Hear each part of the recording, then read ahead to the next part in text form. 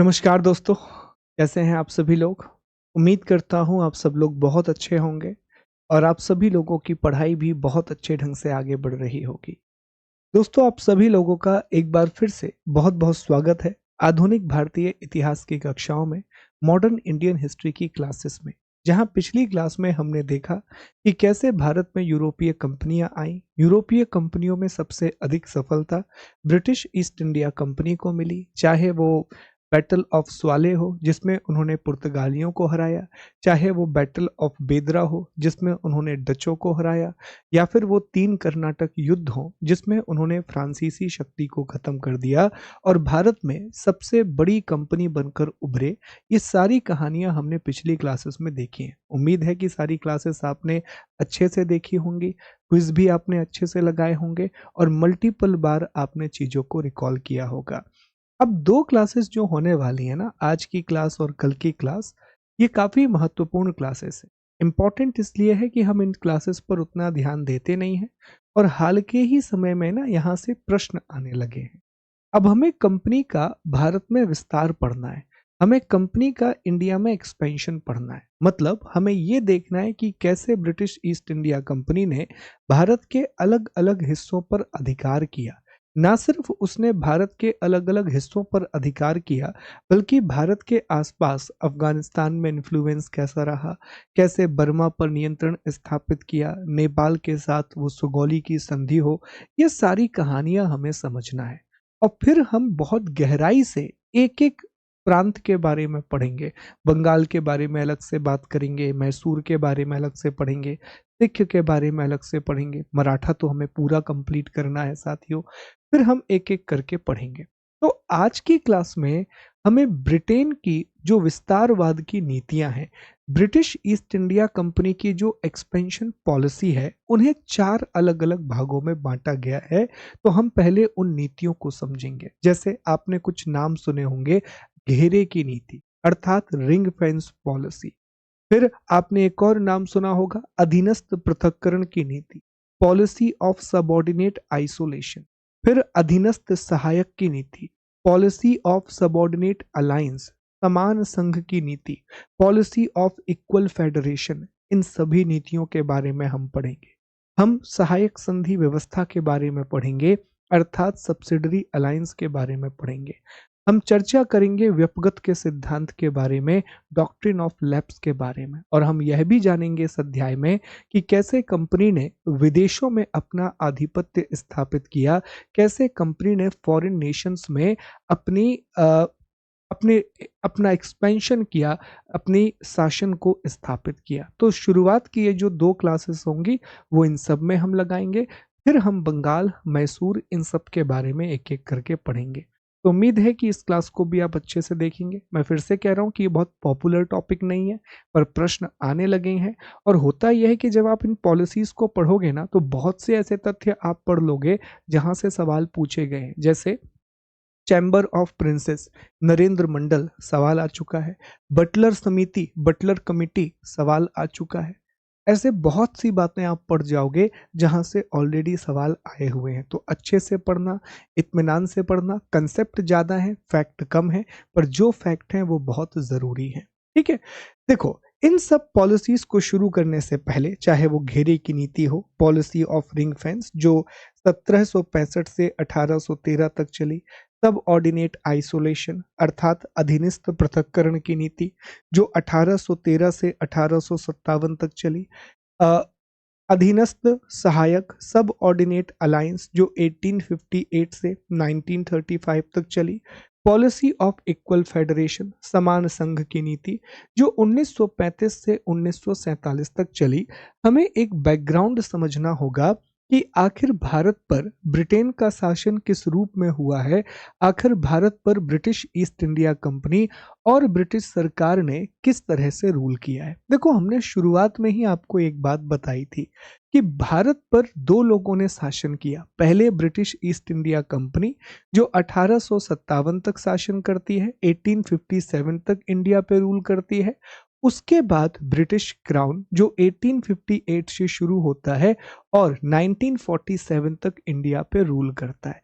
इसके बीच में क्या क्या हुआ है एक बार ब्रीफली हम समझने की कोशिश करते हैं। तो जब भी आप भारत में ब्रिटिश शासन की बात करते हैं या इंडिया में ब्रिटिश रूल की बात करते हैं कि भारत में ब्रिटिश रूल किस तरीके से रहा है, तो हमने देखा कि 1608 में कंपनी बनी और 1947 तक जो कंपनी है और सॉरी माफ कीजिए, जो ब्रिटिशर्स हैं वो भारत में रहते हैं, जो ब्रिटिशर्स हैं वो इंडिया में रहते हैं। अब इसका जो पहला फेज है इसे हम दो भागों में बांटते हैं प्यारे दोस्तों, इसे हम दो अलग अलग पार्ट में डिवाइड करते हैं। एक हिस्सा है ब्रिटिश ईस्ट इंडिया कंपनी, जब कंपनी भारत में पूरी बागडोर संभालेगी और ये काम कंपनी 1608 से लेकर के 1857 तक करेगी। आप सोच के देखिए कि एक कंपनी पूरे भारत का शासन चलाएगी, एक कंपनी पूरे इंडिया को रूल करेगी। और दूसरा रहेगा ब्रिटिश क्राउन अर्थात ब्रिटिश ताज, मतलब ब्रिटेन की सरकार। अब ब्रिटेन की सरकार भारत पर प्रत्यक्ष नियंत्रण रखेगी, ब्रिटिश गवर्नमेंट इंडिया पर डायरेक्ट कंट्रोल इस्टेब्लिश करेगी और यह 1858 से शुरू होकर के 1947 तक जाएगा। अब यहाँ पर आपको यह भी समझना होगा कि सर ऐसा कैसे संभव है कि ब्रिटेन की सरकार ने ब्रिटिश ईस्ट इंडिया कंपनी को अलाउ कर दिया कि आप भारत जाइए और भारत में जाकर के आराम से शासन कीजिए। हाउ इज इट पॉसिबल, कैसे ये संभव है? तो ये इसलिए संभव हो सका, ये इसलिए पॉसिबल हो सका प्यारे दोस्तों, क्योंकि ऐसा नहीं था कि बेलगाम छोड़ दिया गया था कंपनी को। कंपनी सारे काम भारत में कर रही थी, लेकिन समय समय पर ब्रिटेन की संसद कंपनी को चलाने के लिए कानून बनाते रहती थी। टाइम टू टाइम जो ब्रिटिश पार्लियामेंट है वो कंपनी की एक्टिविटीज को रेगुलेट करने के लिए लॉ बनाते रहती थी। आपने सुना होगा 1773 का रेगुलेटिंग एक्ट, 1793 का रेगुलेटिंग एक्ट, 1813 का चार्टर एक्ट, 1833 का चार्टर एक्ट, 1853 का चार्टर एक्ट, 1858 का गवर्नमेंट ऑफ इंडिया एक्ट। ऐसे बहुत सारे एक्ट के नाम आपने सुने होंगे और ये सारे अधिनियम 1854 के चार्टर एक्ट तक सारे अधिनियम तब आए जब भारत में कंपनी शासन कर रही थी। तो फिर से याद रखना कि यह बात सच है कि British east India company rule कर रही है, पर उसे बेलगाम नहीं छोड़ा गया है। उसे इस तरीके से नहीं कहा गया है कि चलो जो करना है करते रहो, ठीक है। अब ब्रिटिश ईस्ट इंडिया कंपनी के भी ना इंडिया में अलग अलग फेजेस रहे हैं, भारत में अलग अलग चरण रहे हैं। एग्जाम्पल के लिए कंपनी ने 1608 से लेकर के 1757 तक सिर्फ एक व्यापारिक कंपनी के रूप में भारत पर शासन किया। यह सिर्फ एक व्यापारिक कंपनी है, इस समय यह सिर्फ एक व्यापारिक कंपनी है।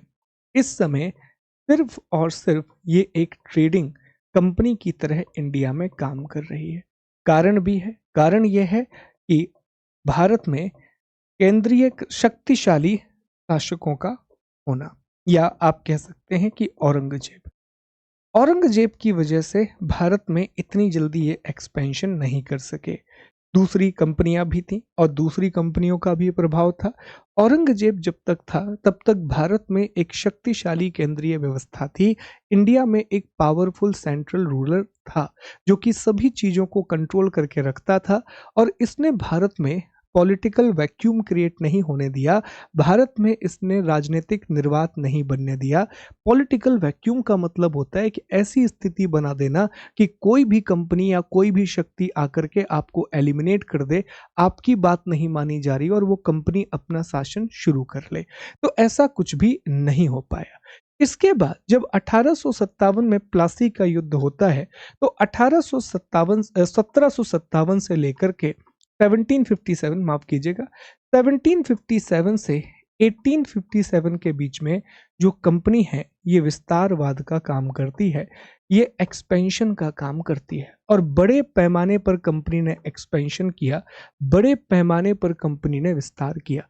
बहुत सारी अलग अलग नीतियां चलाई गई, चाहे वो सहायक संधि की व्यवस्था हो अर्थात सब्सिडरी अलायंस हो, चाहे वो व्यपगत का सिद्धांत हो या डॉक्ट्रिन ऑफ लैप्स हो और चाहे वो युद्ध की नीतियां हो। अंततः 1858 में गवर्नमेंट ऑफ इंडिया एक्ट के थ्रू 1858 में भारत शासन अधिनियम के द्वारा कंपनी के कंपनी के प्रशासनिक एकाधिकार को खत्म कर दिया या कंपनी के प्रशासन की समाप्ति। End of the companies rule. अब भारत में कंपनी शासन नहीं करेगी और 1858 से सीधे ब्रिटिश सरकार ने भारत पर शासन करना शुरू किया। डायरेक्टली सीधे ब्रिटिश सरकार ने भारत पर शासन करना शुरू किया। ब्रिटिश सरकार ने डायरेक्टली इंडिया पर ब्रिटिश गवर्नमेंट ने रूल करना शुरू कर दिया। सीधे सीधे ब्रिटिश सरकार ने शासन शुरू कर दिया। डायरेक्टली ब्रिटिश गवर्नमेंट ने इंडिया पर रूल करना शुरू कर दिया। ये याद रखिएगा। अब यहां से कुछ और बातें निकल के आती हैं। हमने एकाधिकार के बारे में पहले भी पढ़ा था, ऐसा नहीं है कि हम पहली बार पढ़ रहे हैं। धीरे धीरे कंपनी के अधिकार कम किए गए। ऐसा नहीं था कि कंपनी को एक साथ झटका दे दिया गया। यह बात तय हो चुकी थी कि कंपनी के अधिकार कम होने वाले हैं, क्योंकि ब्रिटेन में ना एक बात पे हमेशा बहस होती रही कि पूर्व के व्यापार से बहुत ज्यादा लाभ था, ईस्ट के ट्रेड से बहुत ज्यादा बेनिफिट होता था। ब्रिटेन में औद्योगिक क्रांति की शुरुआत हो गई। ब्रिटेन में इंडस्ट्रियल रेवोल्यूशन आ गया। अब वहां नए नए पूंजीपति वर्ग उभर करके आने लगे, नए नए कैपिटलिस्ट उभर करके आने लगे और उनकी लगातार डिमांड थी कि यार हमें भी ईस्ट के मार्केट को एक्सेस करना है, हमें भी पूर्वी देशों के बाजार को एक्सेस करना है। हमें क्यों पूर्वी देशों के बाजार में अनुमति नहीं मिल रही है? Why are we not getting permission to enter the market of east? क्योंकि पूरे एकाधिकार, पूरे के पूरे व्यापारिक अधिकार ईस्ट इंडिया कंपनी के पास ही थे। पूरी की पूरी trading monopoly east India company के पास ही थी कि भाई साहब ईस्ट इंडिया कंपनी के अलावा पूर्वी देशों के साथ कोई भी व्यापार नहीं कर सकता। तो पहली बार कंपनी की शक्तियां 1813 में कम की गई। 1813 में जो चार्टर एक्ट आया उसमें कह दिया गया कि ब्रिटिश ईस्ट इंडिया कंपनी चीन के साथ व्यापार करेगी और चाय का व्यापार करेगी और अफीम का व्यापार करेगी। इसके अलावा कोई भी ट्रेड विद चाइना, चाइना के साथ जो ट्रेड होता है वो सिर्फ ईस्ट इंडिया कंपनी करेगी। टी एंड ओपियम, इसके अलावा बाकी सारी वस्तुओं और सेवाओं का व्यापार दूसरी ब्रिटिश कंपनियों के लिए खोल दिया गया। तो 1813 में पहली बार कंपनी के व्यापारिक एकाधिकार कम किए गए। 1813 में पहली बार ब्रिटिश ईस्ट इंडिया कंपनी की मोनोपोली को कम किया गया। इसी के तहत हम यहीं पर देख पाते हैं प्यारे दोस्तों कि 1833 में 1833 में पूरी तरीके से व्यापारिक एकाधिकार समाप्त कर दिए गए। पूरी तरीके से जो ट्रेडिंग मोनोपोली है वो खत्म कर दी गई। पूरी तरीके से व्यापारिक एकाधिकार समाप्त कर दिए गए। पूरी तरह से ट्रेडिंग मोनोपोली को खत्म कर दिया गया और कहा गया कि अब ब्रिटेन की कोई भी कंपनी भारत आकर के व्यापार कर सकती है। ब्रिटेन की कोई भी कंपनी, कोई भी नागरिक भारत आए और व्यापार करे, कोई भी रोक टोक नहीं है। और अंततः 1858 में गवर्नमेंट ऑफ इंडिया एक्ट के द्वारा कंपनी के प्रशासन को भी खत्म कर दिया गया, कंपनी के एडमिनिस्ट्रेशन को भी बंद कर दिया गया। इसके बाद वो समय आता है जब ईस्ट इंडिया कंपनी की भारत से विदाई होती है और साथियों 1 जून 1874 को, 1 जून 1874 को, 1 जून 1874 को एक अधिनियम बनाया जाता है और वो अधिनियम था ब्रिटिश ईस्ट इंडिया कंपनी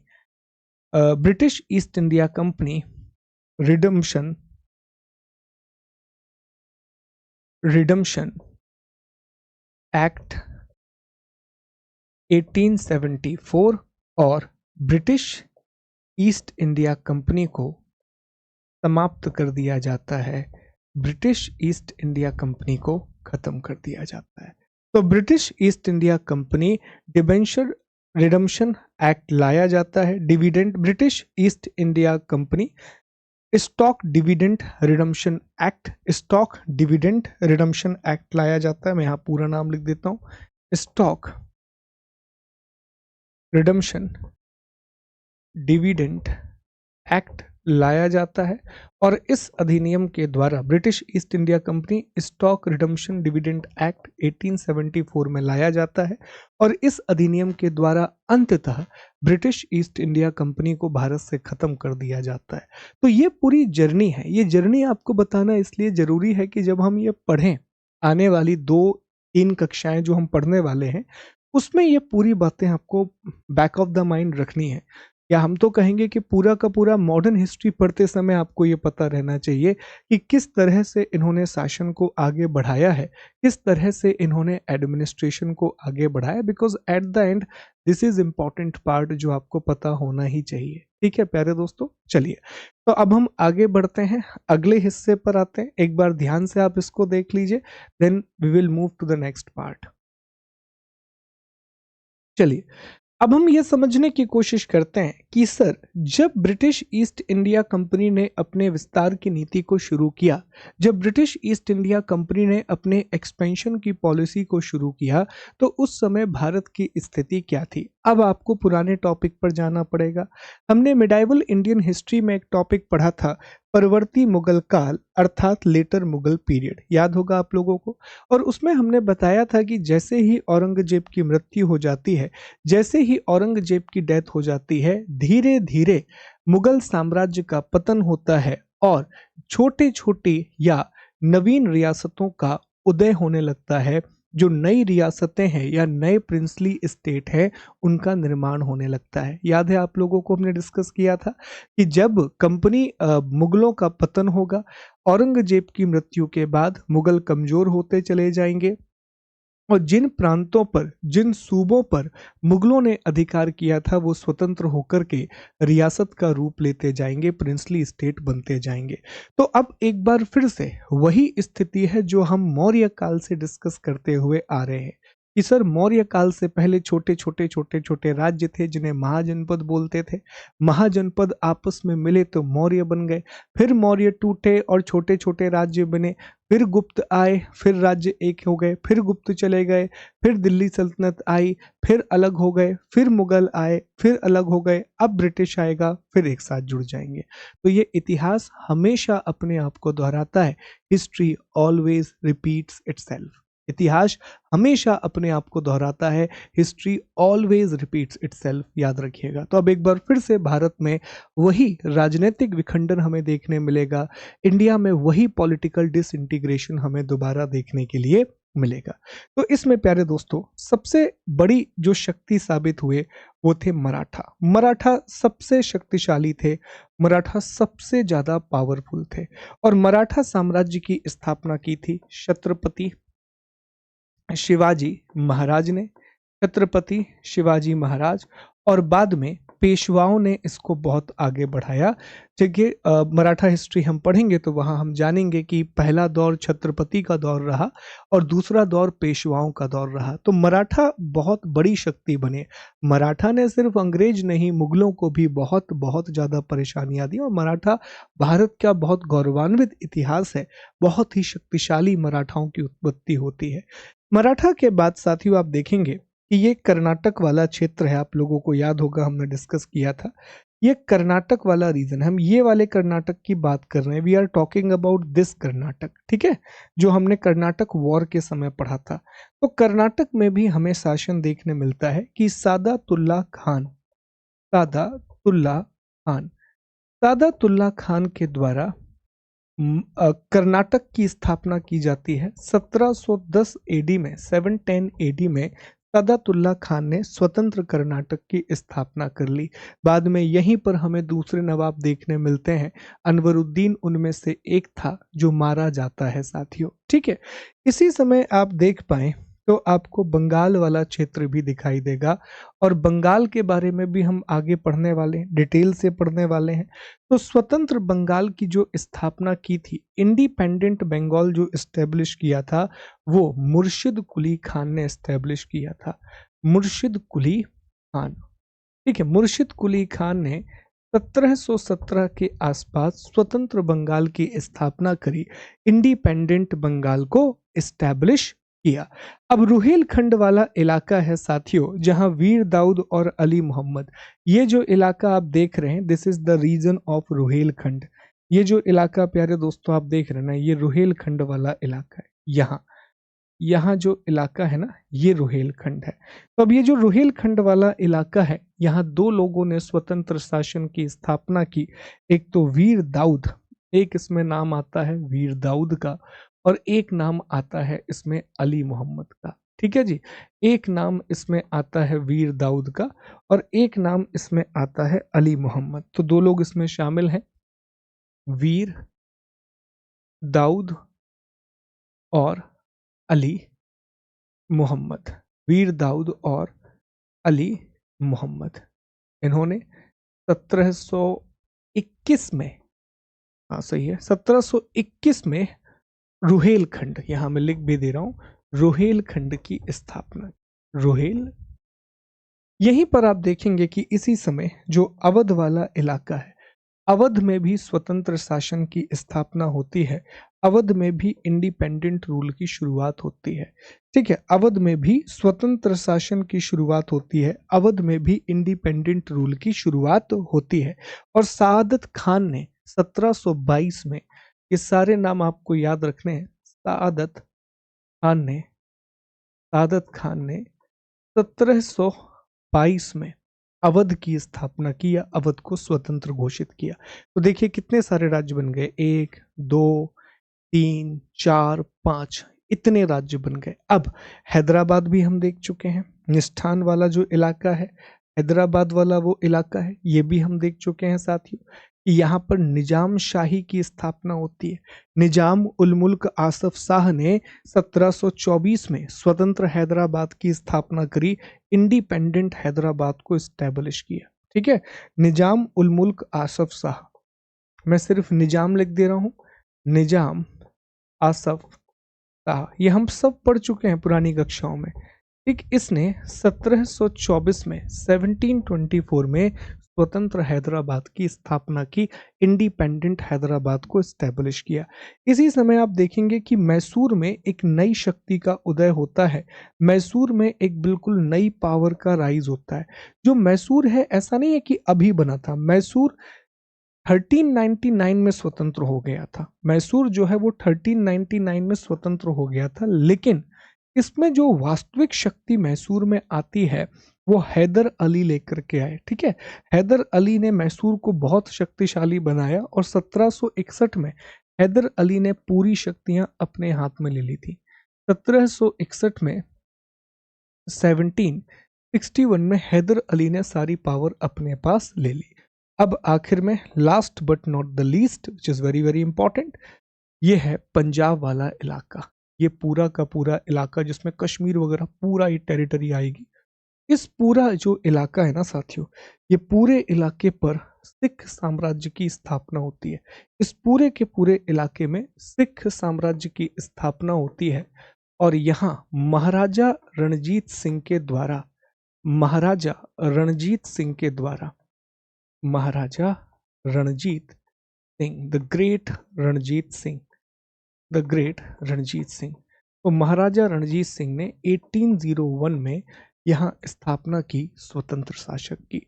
तो ये वो स्थितियां हैं जो ब्रिटेन के सामने हैं, और इन सारे राज्यों को एक एक करके ब्रिटिश ईस्ट इंडिया कंपनी अपने नियंत्रण में करती जाएगी।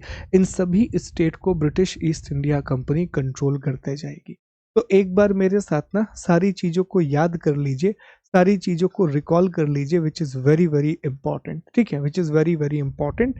एक बार ध्यान से इन चीज़ों को याद करेंगे पहले हम। ठीक है, एक बार देखिए मैप अच्छे से। ठीक है, ध्यान से ना ये मैप देखो और एक बार कोशिश भी करो कि इस चीज़ों को ड्रॉ करो। जब आप मैप से पढ़ते हैं ना, तो मैप से पढ़ने का फायदा यही होता है कि चीज़ें और विजिबल होती हैं। अब ऐसे प्रश्न आपको कई बार मिलेंगे जहां इनके संस्थापकों के नाम पूछे जाते हैं और मैच द कॉलम में पूछा जाता है। एक तरफ वो राज्य के नाम लिख देता है, दूसरी तरफ वो संस्थापकों के नाम लिख देता है कि फाउंडर कौन है। तो चलो एक बार मेरे साथ सारी चीज़ों को रिकॉल करने की कोशिश करते हैं। ओके, ये सारी चीज़ें मैं अलग करूंगा। अब एक बार जस्ट मेरे साथ चीज़ों को रिकॉल करने की कोशिश करो। सबसे पहले हमने चर्चा की कि सर मराठा साम्राज्य की स्थापना छत्रपति शिवाजी महाराज के द्वारा लगभग 1674 के आसपास की गई। अगर हम नवीन राज्यों की बात करें तो इसमें कर्नाटक का नाम आता है। कर्नाटक की स्थापना सादातुल्ला खान के द्वारा की गई। बंगाल की स्थापना मुर्शिद कुली खान के द्वारा की गई। रोहेलखंड की स्थापना वीर दाऊद और अली मोहम्मद के द्वारा की गई। अवध की स्थापना सआदत खान के द्वारा की गई। हैदराबाद की स्थापना निजाम उल मुल्क आसफ शाह के द्वारा की गई। 1761 में मैसूर का नवाब हैदर अली बनता है। हालांकि मैसूर 1399 से ही अस्तित्व में रहा है। 1801 में महाराजा रणजीत सिंह ने सिख साम्राज्य या पंजाब साम्राज्य की स्थापना करी। This is very very important, very crucial. Make sure कि आपको ये सारी बातें याद रहें, ये सारा का सारा फैक्ट आपको याद रहे। एक बार क्विकली मेरे साथ और रिकॉल कर लो कि सर मराठा की स्थापना शिवाजी महाराज के द्वारा की गई। जो कर्नाटक है, कर्नाटक की स्थापना सदातुल्ला खान के द्वारा की गई। बंगाल की स्थापना मुर्शिद कुली खान के द्वारा की गई। रोहेलखंड की स्थापना वीर दाऊद के द्वारा की गई। अवध की स्थापना सआदत खान के द्वारा की गई। ठीक है। जो हैदराबाद है उसकी स्थापना निजाम आसफ शाह के द्वारा की गई। मैसूर का जो नवाब है वो 1761 में हैदर अली बना। और सिख एम्पायर जो है वो 1801 में महाराजा रणजीत सिंह के द्वारा स्थापित किया गया। ये बातें याद रखना, ये बड़ी ही महत्वपूर्ण होती हैं। These things are very important that you need to remember. ये सारी बातें आपको पता होनी चाहिए, बहुत ज़रूरी है। बहुत सारे सवाल यहाँ से बनते हैं। Make sure that you are going through very easily with this kind of stuff. ठीक है जी, चलो। अब ये तो हो गया सर, हमने ये डिस्कस कर लिया। अब एक छोटा सा मैप मुझे आपके सामने और बनाना है, जहां ये बताना है आपको, ये पीपीटी के थ्रू हम समझने की कोशिश करेंगे, जहां हम इस बात की चर्चा करेंगे कि कैसे इन क्षेत्रों पर ब्रिटेन का अधिकार हुआ, कैसे इन टेरिटरीज पर ब्रिटेन का अधिकार हुआ। सब कुछ लिखा हुआ है, परेशान मत होना, पीपीटी में हर एक चीज मेंशन की गई है। ठीक है, कि कैसे इन क्षेत्रों पर अधिकार हुआ। देखो, महाराजा रणजीत सिंह पंजाब, मराठा छत्रपति शिवाजी महाराज और पेशवा, उसके अलावा मैसूर हैदर अली, कर्नाटक सादातुल्ला खान, ये जो हैदराबाद है वो निज़ाम। ठीक है, फिर चाबी नहीं आया, बंगाल मुर्शिद कुली खान, अवध सादत खान, रुहेलखंड वीर दाऊद और अली मोहम्मद। अब हम ये समझेंगे कि कैसे इन क्षेत्रों पर ब्रिटिश ईस्ट इंडिया कंपनी ने अधिकार किया और वो अधिकार करने के लिए कौन कौन से टैक्टिक्स अपनाए गए या कौन कौन से युद्धों का सहारा लेना पड़ा। देखो, इस क्रम में सबसे पहले हम बंगाल की बात करेंगे कि बंगाल को जीतने के लिए ब्रिटिश ईस्ट इंडिया कंपनी को बहुत से एफर्ट लगाने पड़े। बंगाल को जीतने के लिए कंपनी दो युद्ध लड़ती है। सबसे पहले कंपनी ने 1757 में प्लासी का युद्ध लड़ा और फिर 1764 में बक्सर का युद्ध लड़ा। यहीं से ये जो मैं आपको 10 मिनट में पढ़ाने वाला हूँ, ये सारे बैटल क्लियर हो जाएंगे और जब आप आगे पढ़ोगे तो एक आइडिया आपके दिमाग में रहेगा कि कैसे कंपनी अपना विस्तार कर रही है, कैसे कंपनी अपना एक्सपेंशन कर रही है। तो याद रखने की बात है कि बंगाल को जीतने के लिए कंपनी ने दो तरह के युद्ध लड़े। 1757 में 1757 में प्लासी का युद्ध लड़ा गया और 1764 में बक्सर की लड़ाई अर्थात बैटल ऑफ बक्सर।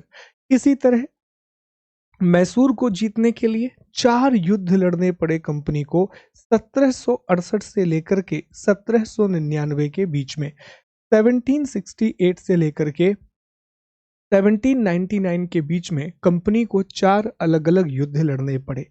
पहला आंग्ल मैसूर युद्ध 68 और 69 में, द्वितीय 80-84 में, थर्ड 1992 में और फोर्थ 1799 में और 1799 में श्रीरंगपट्टनम की लड़ाई में टीपू सुल्तान की मृत्यु हो जाती है और टीपू सुल्तान की डेथ के बाद मैसूर पर भी अंग्रेजों का अधिकार हो जाता है। जैसे बक्सर युद्ध के बाद इलाहाबाद की संधि की गई। इलाहाबाद की संधि के द्वारा पूरी तरीके से बंगाल पर इनका अधिकार हो गया और 1773 के रेगुलेटिंग एक्ट ने उस अधिकार पर अंग्रेजी सरकार की मोहर भी लगा दी, ब्रिटिश गवर्नमेंट का स्टैंप भी लगा दिया। ठीक है, फिर हम मराठा की बात करेंगे तो मराठों के साथ तीन प्रमुख युद्ध होते हैं। फर्स्ट एंग्लो मराठा वॉर 75 से 82 के बीच में, सेकंड एंग्लो मराठा वॉर 1803 से 1805 के बीच में, और थर्ड एंग्लो मराठा वॉर 1817 और 19 के बीच में। और मराठा भी ब्रिटिश नियंत्रण में आ जाते हैं, मराठाओं पर भी ब्रिटिश कंट्रोल एस्टेब्लिश हो जाता है। फिर हम सिंध की बात करें, सिंध को धोखे से, सिंध और अवध के साथ धोखा किया गया, दोनों का धोखे से गलत कारणों की वजह से विलय किया गया। सिंध हमेशा से ब्रिटेन का सपोर्ट करता रहा, अफगान वॉर में सिंध ने बहुत मदद की। अवध बहुत अच्छे से सारी बातों को मानता रहा, एक बफर स्टेट बना रहा मराठा, अफगान और बंगाल के बीच में। अवध और सिंध दोनों को गलत तरीके से ब्रिटिश साम्राज्य में मिलाया गया। पंजाब, जैसे ही महाराजा रणजीत सिंह की डेथ हुई, क्योंकि महाराजा रणजीत सिंह काफी शक्तिशाली थे और महाराजा रणजीत सिंह के साथ अंग्रेजों की संधि भी हुई थी और शक्तिशाली थे। मेन बात तो यह थी कि काफी पावरफुल थे महाराजा रणजीत सिंह। उनकी मृत्यु के बाद दो युद्ध होते हैं, फर्स्ट एंग्लो सिख वॉर 45-46 में और सेकंड 48-49 में। पहले ही युद्ध में बहुत बुरी तरीके से ब्रिटेन कब्जा कर लेती है पंजाब के बहुत सारे क्षेत्रों में, और दूसरे युद्ध में जो रही कही कसर थी वो भी ब्रिटेन पूरी तरीके से सब खत्म करके सारे क्षेत्र पर अधिकार कर लेता है, सारी टेरिटरी पर अधिकार कर लेता है।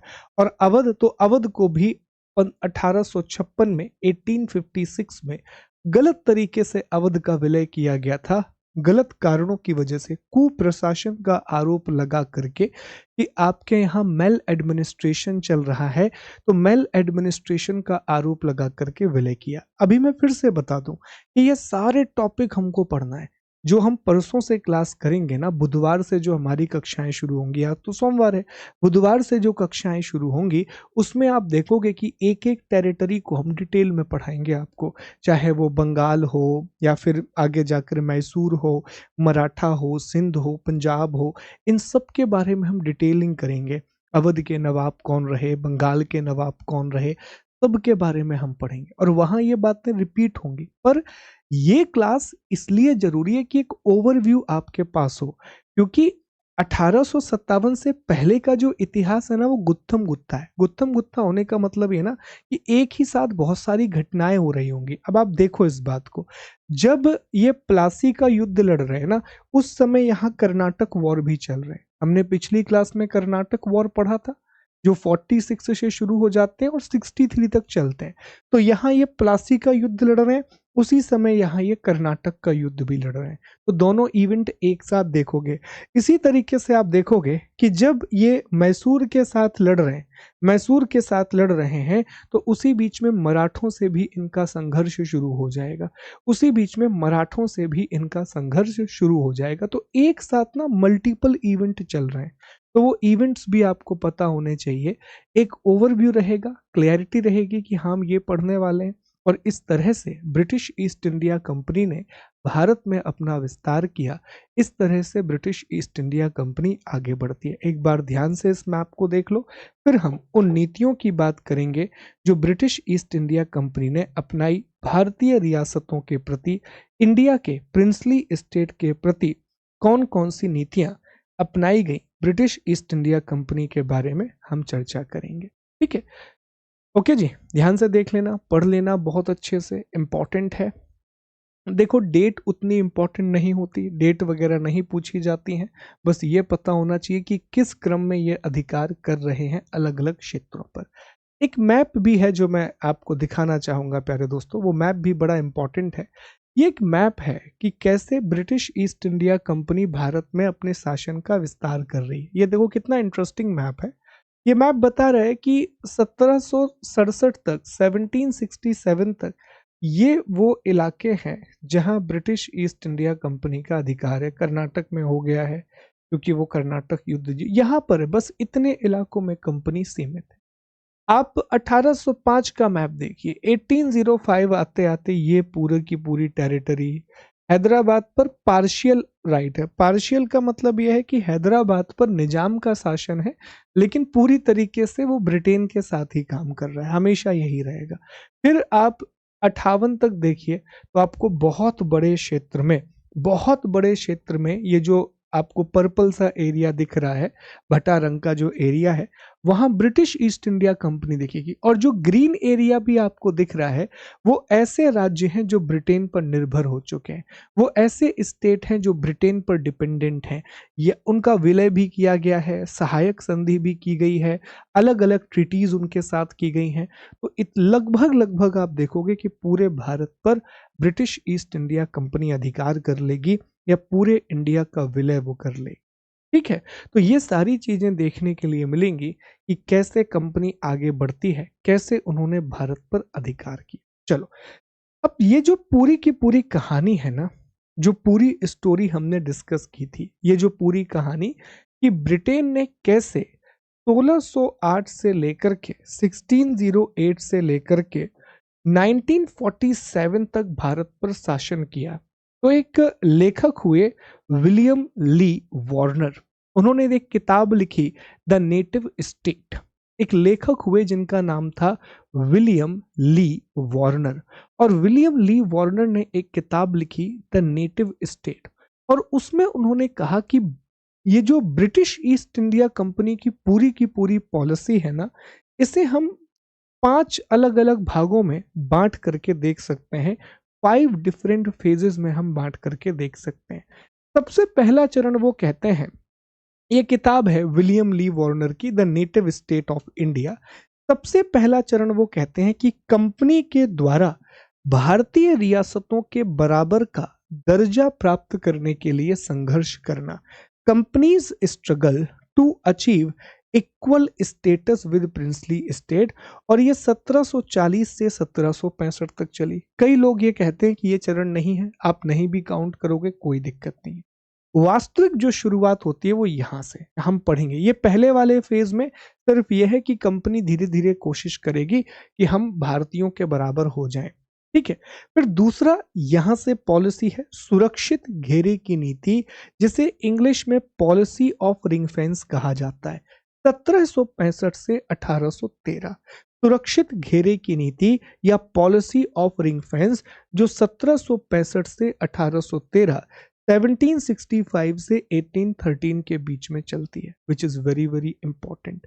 इसके बाद है अधीनस्थ पृथक्करण की नीति, पॉलिसी ऑफ सब ऑर्डिनेट आइसोलेशन। अधीनस्थ पृथक्करण की नीति या पॉलिसी ऑफ सब ऑर्डिनेट आइसोलेशन, जो 1813 से 1857 के बीच में चलेगी। विलय नीति वगैरह आप देखोगे। इसके बाद है अधीनस्थ संघ और सहयोग की नीति, पॉलिसी ऑफ सबऑर्डिनेट यूनियन, जो 1858 1858 से शुरू होगी और 1935 तक चलेगी। और सबसे आखिर में आती है समान संघ की नीति, पॉलिसी ऑफ इक्वल फेडरेशन। और पॉलिसी ऑफ इक्वल फेडरेशन 1935 से शुरू होकर के 1947 तक जाएगी। इतने भागों में ये नीतियां हमें मिलेंगी, इतने भागों में ये पॉलिसीज हमें देखने मिलेंगी। अब इनमें क्या होता है, क्या इनका महत्व था, ये हमें समझने की कोशिश करनी है। ब्रीफली हम पढ़ेंगे क्या क्या इंपॉर्टेंट इवेंट हुए, ये हम पढ़ने की कोशिश करेंगे, समझने की कोशिश करेंगे। तो ध्यान से इन चीजों को एक बार आप देख लीजिए, देन हम आगे बढ़ते हैं, then we will move forward.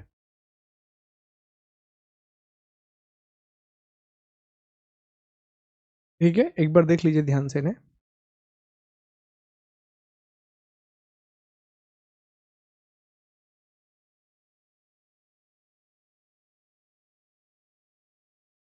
चलिए, अब हम एक एक करके पहला एक एक फेज शुरू करते हैं। जैसे पहला फेज है companies struggle to achieve equal status with princely state, जो 40 से 65 तक चला। कंपनी द्वारा भारतीय रियासतों के बराबर दर्जा प्राप्त करने के लिए संघर्ष। एक एक करके जरा हम समझते हैं, बहुत ध्यान से चीजों को समझिएगा, इंपॉर्टेंट है। हाँ जी, चलिए अब समझने का प्रयास करेंगे।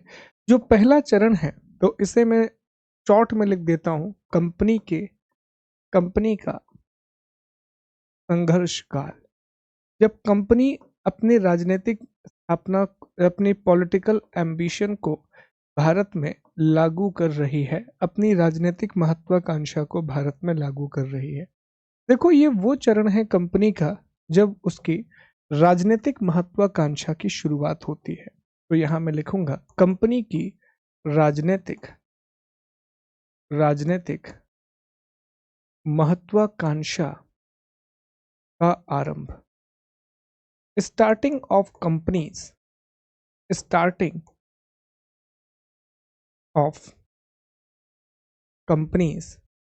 पॉलिटिकल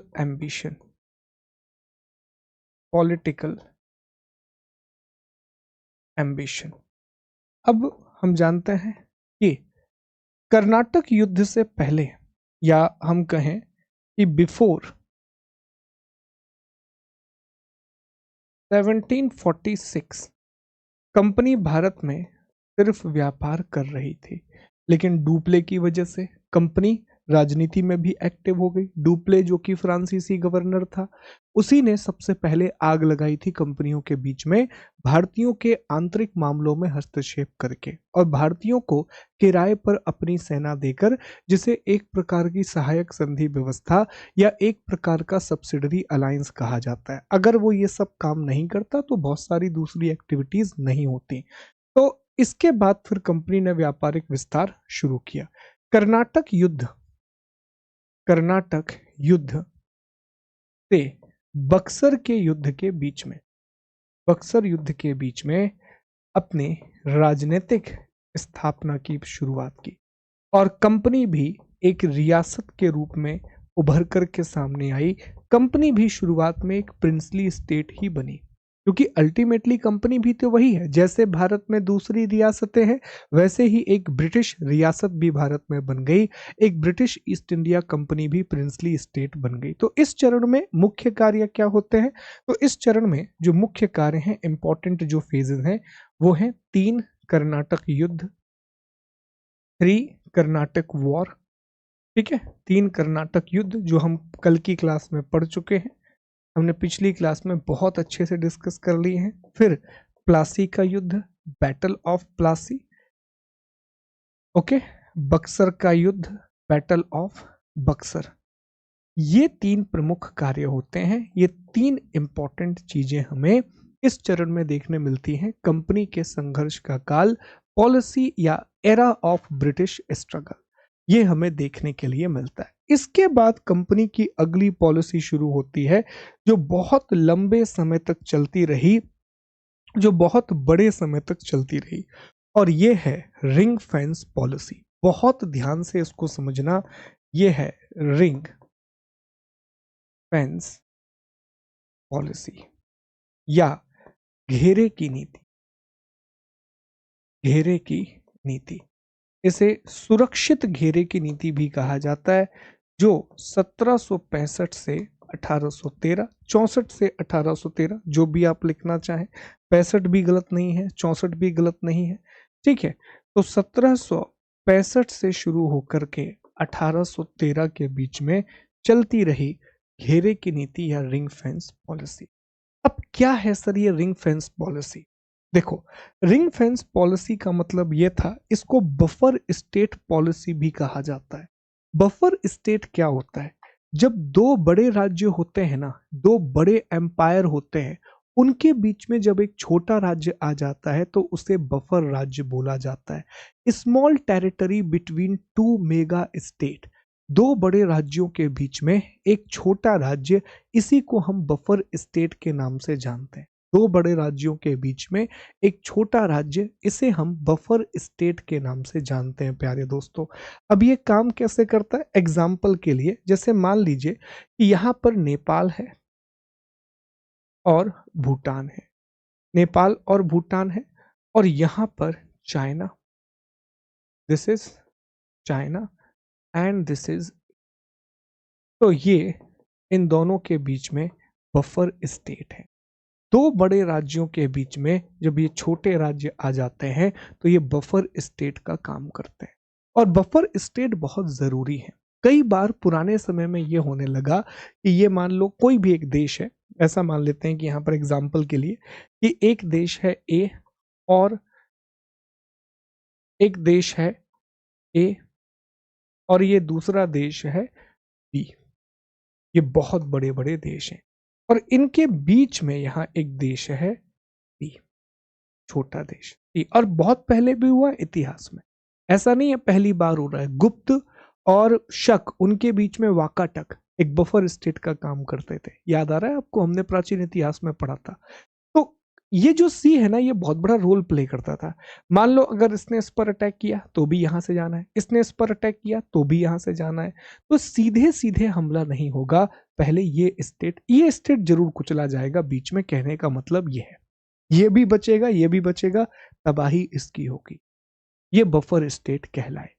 तो अंग्रेजों ने सबसे पहले चरण में यही नीति अपनाई थी, ब्रिटेन ने सबसे पहले फेज में यही पॉलिसी अपनाई थी और इस पॉलिसी को शुरू किया था वॉरेन हेस्टिंग ने। इस पॉलिसी को शुरू किया था वॉरेन हेस्टिंग्स। तो वॉरेन हेस्टिंग्स ने इस पॉलिसी को शुरू किया था, ठीक है। और सबसे पहला कार्य जो इस पॉलिसी के तहत किया गया वो था इलाहाबाद की संधि, ट्रीटी ऑफ इलाहाबाद। इलाहाबाद की संधि इसी पॉलिसी के अंतर्गत 1765 में की गई थी, 1765 में की गई थी। और सबसे पहला राज्य जो बफर राज्य के रूप में बनाया गया, जो प्रथम बफर राज्य या पहला बफर राज्य था वो था अवध। जो पहला बफर राज्य था वो था अवध, जो कि अफगान और साथ ही साथ में अफगान के साथ साथ मराठा से ब्रिटिश एम्पायर की रक्षा करता। कैसे, आओ ये भी समझने की कोशिश करते हैं।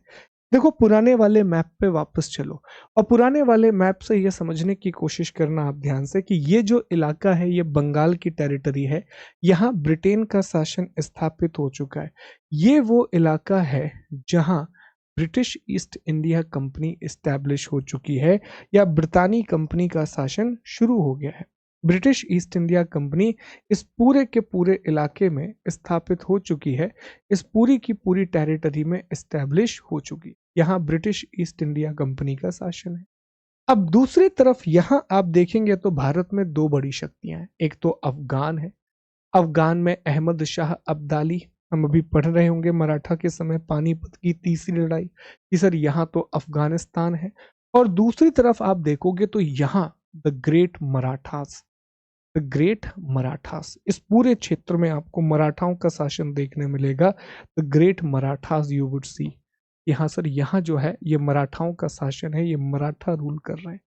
अब आप खुद सोच के देखो, ये है बीच में अवध, ये जो इलाका है ये बीच में अवध का इलाका है। This is the territory of Awadh. ये जो बीच का इलाका आप देख रहे हैं, this is the territory of Awadh. ये अवध का पूरा इलाका है। तो अवध को सीधा अधिकार नहीं किया। अब आप समझना एक एक करके। 1764 में जब बक्सर की लड़ाई हुई, 1764 में जब बक्सर की लड़ाई हुई, तो उस लड़ाई में अंग्रेजों ने सबको हरा दिया था। उस लड़ाई में अंग्रेजों ने मुगल बादशाह शाह आलम द्वितीय को भी हरा दिया और साथ में अवध को भी हरा दिया। शुजा उद्दौला अवध का शासक था, तो अवध को भी उन्होंने हरा दिया। पर उन्होंने अवध पर प्रत्यक्ष नियंत्रण स्थापित नहीं किया। बंगाल में तो द्वैध शासन शुरू किया, बंगाल पर भी डायरेक्ट रूल नहीं किया, पर अवध पर स्पेशली उन्होंने अवध को बीच में बनाए रखा और वो अवध की रक्षा करते रहे। ठीक है कि भाई साहब अगर अफगानिस्तान हम पे आक्रमण करेगा तो अवध के रास्ते से होके करेगा, अगर मराठा हम पे आक्रमण करेंगे तब भी अवध बीच में है। तो अवध को एक बफर स्टेट के रूप में यूज किया गया और अवध की रक्षा की गई, अवध को प्रोटेक्ट किया गया साथ। ठीक है, अवध को प्रोटेक्ट किया गया। तो ये पॉलिसी तब तक चलती रही इनकी जब तक इन्होंने मराठाओं की शक्ति को कमतर नहीं कर दिया। अब इसी में दो और लोग आते हैं और उनकी भी अलग अलग पॉलिसी चलती है। इसी का हिस्सा है सहायक संधि व्यवस्था। इस बीच में लेकिन एक जॉन शोर भी आते हैं और वो अपनी एक अलग नीति लेके आते हैं, अहस्तक्षेप की नीति, पॉलिसी ऑफ नॉन इंटरफेरेंस, ये भी याद रखना, ये सारी चीजें पूछ दी जाती हैं। बीच में जॉन शोर आते हैं और जॉन शोर ने अहस्तक्षेप की नीति अपनाई थी।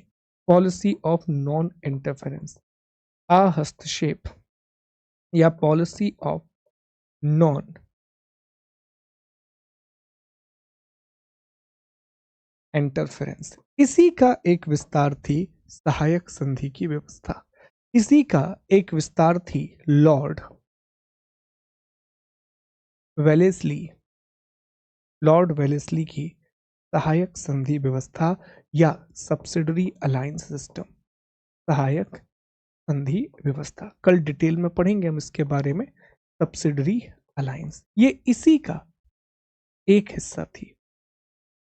जो सब्सिडरी अलायंस है वो इसी का एक हिस्सा थी। It was a part of this group. ठीक है, तो लॉर्ड वेलेजली ने जो सहायक संधि की व्यवस्था अपनाई थी वो इसी का एक हिस्सा थी, इसी का एक पार्ट थी। क्योंकि सहायक संधि में भी तो आप यही कर रहे थे, आप राज्यों को प्रोटेक्ट करने की बात कर रहे थे। सहायक संधि व्यवस्था के द्वारा कभी भी देसी रियासतों का ब्रिटिश साम्राज्य में विलय नहीं किया गया।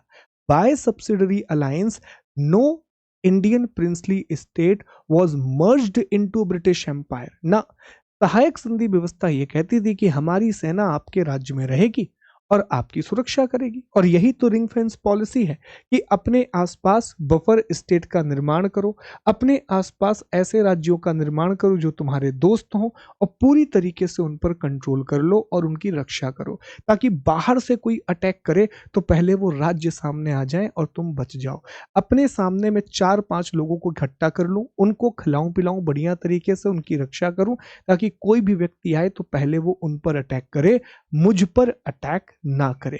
एक जॉर्ज बार्ली है, उन्होंने एक बहुत बड़ा स्टेटमेंट लिखा है इस पूरी व्यवस्था के बारे में। जॉर्ज बार्ली लिखते हैं कि अंग्रेजों की नीति बड़ी स्पष्ट थी। अंग्रेज चाहते थे कि कोई भी देशी रियासत ऐसी ना हो जो ब्रिटेन पर निर्भर ना हो। जॉर्ज बार्ली लिखते हैं कि अंग्रेजों की नीति बड़ी स्पष्ट थी और वे चाहते थे कि कोई भी ब्रिटिश रियासत ऐसी ना हो जो अंग्रेजों पर निर्भर ना हो। No Indian princely state must be there who is not the part of British dependency. इसी बीच में एक और बहुत फेमस स्टेटमेंट है साथियों, एक बहुत ही प्रसिद्ध कथन है लॉर्ड सेलिसबरी का। और लॉर्ड सेलिसबरी का स्टेटमेंट ये एग्जाम में पूछा गया है, इसलिए मैं आपको बता रहा हूं। लॉर्ड सेलिसबरी का स्टेटमेंट ये है कि यह नीति, ध्यान से सुनना, यह नीति पृथ्वी को मंगल ग्रह के आक्रमण से बचाने के लिए चंद्रमा की सुरक्षा की भांति है। कितना अच्छा स्टेटमेंट है। This policy is like protecting the moon, this policy is like protecting the moon to save the earth from invasion of Mars. कहने का मतलब यह है, सेलिसबरी ने यह कहा, कितना प्यारा स्टेटमेंट है सेलिसबरी का, इसको हम लिख भी लेते हैं क्योंकि एग्जाम में पूछा गया है। सेलिसबरी का स्टेटमेंट यह है, सेलिसबरी साहब ये कह रहे हैं कि देखो ये पॉलिसी ऐसी है कि ये मंगल ग्रह है, ये मार्स है, ठीक है, ये मार्स है, बीच में ये मून है, छोटा सा चंद्रमा है, और यहां ये माइटी अर्थ है, अर्थ। तो अर्थ जो है वो मून को प्रोटेक्ट कर रही है, वो मून को प्रोटेक्ट कर रही है ताकि मार्स अटैक ना कर सके। अर्थ जो है वो मून को प्रोटेक्ट कर रही है ताकि मार्स अर्थ पर अटैक ना कर सके। ये स्टेटमेंट दिया था कि पृथ्वी जो है वो चंद्रमा की सुरक्षा कर रही है ताकि मंगल उस पर हमला ना कर सके। तो ये स्टेटमेंट है सेलिसबरी का। ये है रिंग फेंस की पॉलिसी या घेरे की नीति। एक बार ध्यान से पीपीटी पढ़ लीजिए, सारी बातें यहाँ पर लिखी हैं। इंग्लिश मीडियम के साथ ही थोड़ा पॉज भी कर सकते हो आप, और ये हिंदी में लिखा हुआ है, एक बार रीड कर लो, सारी चीजें समझ में आ जाएंगी। और अब हम अगली नीति की ओर चलेंगे, अगली पॉलिसी की ओर चलेंगे। ठीक है जी, चलो आगे बढ़ते हैं। अब हम अगली पॉलिसी की बात करते हैं, और अगली जो हमारी नीति है वो है अधीनस्थ पृथक्करण की नीति या पॉलिसी ऑफ सबऑर्डिनेट आइसोलेशन। चलिए अब इसको समझने की कोशिश करेंगे। ये भी बड़ी इंपॉर्टेंट पॉलिसी है, अधीनस्थ अधीनस्थ पृथक्करण की नीति या पॉलिसी ऑफ सब ordinate isolation. Policy of subordinate isolation 1813 से 1857 के बीच में यह पॉलिसी चलती है। देखो, इस पॉलिसी का आधार बड़ा तय था। कोर्ट ऑफ डायरेक्टर, वही 24 लोग जो कंपनी को चलाते हैं, वही 24 लोग जो कंपनी को चलाते हैं, उन्होंने एक बात कही कि जहां भी संभव हो देसी रियासतों का विलय कर लो। कोर्ट ऑफ डायरेक्टर ने कहा कि जहां भी कोई भी संभावना बने, किसी भी प्रकार की कोई भी पॉसिबिलिटी बने, देसी रियासतों का विलय कर लो, रियासतों का विलय कर लो, एनेक्सर ऑफ प्रिंसली स्टेट। अब इस पॉलिसी में नाम समझना, अधीनस्थ पृथक्करण, सबऑर्डिनेट आइसोलेशन पॉलिसी है। पॉलिसी ये थी कि जितनी भी रियासतें हैं, जितनी भी प्रिंसली स्टेट हैं, they must admit British paramountcy, they must admit British paramountcy. उन्हें ब्रिटिश सर्वोच्चता को मानना होगा, उन्हें ब्रिटिश सर्वोच्चता को मानना होगा। They must admit British paramountcy. मतलब आप अपने इंटरनल मामलों में जो करना है थोड़ा बहुत कर लो, लेकिन अल्टीमेटली आप ब्रिटेन के अधीन हो। अल्टीमेटली जब भी कोई ब्रिटेन का राजा आएगा, आपको उसके सामने सर झुकाना पड़ेगा। कहने की बात ये, आप याद कीजिए, लगान मूवी में एक आइकॉनिक सीन आता है। सीन यह है कि जब बहुत अच्छा खेलती है आमिर खान वाली जो टीम है, वो बहुत बढ़िया प्रदर्शन करती है, तो राजा कोशिश करता है कि यार वो अपनी जो चैन है वो दे दे उनको उतारने, लेकिन वो नहीं उतारता। कहने को वो राजा है, ठीक है, कहने को वो राजा साहब है, लेकिन कोई भी अधिकार नहीं। पूरे अधिकार ब्रिटिश सर्वोच्चता के अंतर्गत हैं, ब्रिटिश पैरामाउंटेंसी के अंतर्गत है। और जो भी रियासत ब्रिटिश सर्वोच्चता को ना माने, उसका विलय कर लो, उसको एनेक्स कर लो, उसका विलय कर लो। और इसी के तहत इस समय पर आप देखोगे बहुत सारी रियासतों का विलय किया गया, मल्टीपल प्रिंसली स्टेट को मर्ज किया गया, मल्टीपल प्रिंसली स्टेट को मर्ज किया गया। बहुत से लोगों के साथ युद्ध भी किए गए। नेपाल, नेपाल के साथ आप देखोगे सुगौली की संधि हो रही है। ओके, नेपाल के साथ आप देखोगे कि सुगौली की संधि हो रही है, ट्रीटी ऑफ सुगौली, सुगौली की संधि हम पढ़ेंगे अभी आने वाली क्लासेस में। ट्रीटी ऑफ सुगौली हो रही है, तो नेपाल के साथ भी संधि हो जा रही है। मराठाओं का भी मर्जर हो चुका है, जो मराठा है, मराठा पराजय हो चुकी है, ठीक है, मराठा पराजय इस समय देखने के लिए मिलेगी।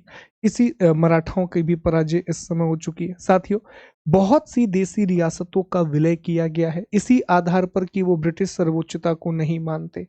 मैसूर हो, कुर्ग हो, जैंतिया हो, लॉर्ड विलियम बेंटिक ने बहुत सारी रियासतों का विलय किया। लॉर्ड विलियम बेंटिक ने बहुत सारी रियासतों का विलय किया, जैसे उसने मैसूर का विलय किया। अब आप कहोगे, अब मैसूर को लेकर के आपके दिमाग में डाउट आ जाएगा। क्लियर कर देते हैं, अभी क्लियर कर देते हैं कि सर ये कैसे हो रहा है। 1831 में ये मैसूर को कैसे विलय कर रहा है। कछार की रियासत है, जैंतिया की रियासत है, कछार की रियासत या फिर जैंतिया की रियासत है, इन सब का विलय है जैंतिया। तो अब आपके दिमाग में प्रश्न आएगा कि सर ये मैसूर का विलय कैसे हुआ, मैसूर का एनेक्सेशन कैसे हुआ, और ये होना भी था तो 1799 में होता। कहानी सुनो, 1799 में ये पॉलिसी थी नहीं, ठीक है। 1799 में ये क्या करते थे कि ये जीतते तो थे, पर ये पूरी तरीके से ना अपने साथ मर्ज नहीं करते थे। ये किसी स्थानीय शासक को वहां का प्रमुख बना देते थे, किसी भी एक वीक रूलर को वहां बना देते थे, जिसे कठपुतली शासक कहा जाता था, जिसे पपेट रूलर कहा जाता था। तो मैसूर में 1799 में जब टीपू सुल्तान को इन्होंने मार डाला श्रीरंगपट्टनम की लड़ाई में, उसके बाद वोडेयार वंश जो वहां 1399 से रूल कर रहा था, 1399 से वहां वोडेयार वंश का शासन था, उसी के एक व्यक्ति को इन्होंने राजा बना दिया। अब 1831 में विलियम बेंटिक ने वो अधिकार भी खत्म कर दिए और कहा कि मैसूर अब पूरी तरीके से ब्रिटेन के अंडर में आएगा। हालांकि बाद में दोबारा से मैसूर को उनकी रियासत दी गई, पर बहुत सारी पाबंदियां लगाने के बाद में दोबारा मैसूर को उनकी पावर रिस्टोर की गई, but after the lot of reductions in their power. ठीक है, तो इस तरह से मैसूर की कहानी है 1831 में। तो मैसूर, कछार, जैंतिया, इन सब का विलियम बेंटिक ने विलय कर लिया, इन सब का विलियम बेंटिक ने मर्जर कर लिया। इसी बीच में 1833 में कंपनी के अधिकार भी कम कर दिए गए। इसी बीच में आप देखोगे कि 1833 में कंपनी के व्यापारिक एकाधिकार भी खत्म कर दिए गए। ब्रिटिश ईस्ट इंडिया कंपनी के व्यापारिक, ये हमने अभी पढ़ा है, व्यापारिक एकाधिकार की समाप्ति, व्यापारिक एकाधिकार की समाप्ति, जो ट्रेडिंग मोनोपोली इनके पास थी वो भी खत्म कर दी गई। इसके अलावा एक भयंकर नीति लाई गई जिसे हम कहते हैं व्यपगत का सिद्धांत, जिसे हम कहते हैं व्यपगत का सिद्धांत या doctrine of lapse, doctrine of lapse, जिसको डलहौजी ने इंडिया में बड़े पैमाने पर इंप्लीमेंट किया। ऐसा नहीं है कि डॉक्ट्रिन ऑफ लैप्स पहले से नहीं था, डलहौजी ने उसको बहुत बड़े पैमाने पर इंप्लीमेंट किया।